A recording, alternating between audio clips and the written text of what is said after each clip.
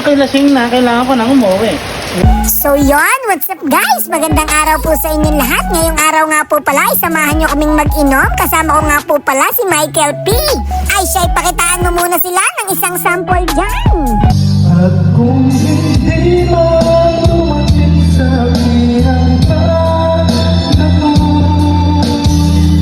Baka Michael P yan. At ito na nga po pala, inabot na nga po pala kami ng ulan. Kakakanta ni Michael P. Kaya nga po pala pumasok na din kami dito sa loob ng bahay. Tapos hindi namin namamalayan na dumidilim na pala yung kalangitan. Kaya nga po pala naparito ang aking kaibigan na si Michael P. dahil may i-release po pala siyang kanta. Ito nga po pala ay bagong-bago at wala pang nakakatuklas. Ang pamagat nga po pala nito ay Alikabok sa ilalim ng dagat na kinumpose pa ni Lito Camo. Ay hindi namin namamalayan, kami pala ay nakakatatlong bote na ng Red Horse. Medyo napasarap din yung aming kantahan at saka kwentuhan. Kasama nga po pala ang aking kaibigan na si Michael P.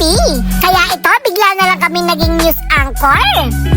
Ito po si Michael P. Kasalukuyang naghihintay ng tila ngayong panahon ng maulan. Siya po ay dumayo dito sa amin upang maglasing at mag-inom. Ngunit siya ay inabutan ng malakas na tropical expression.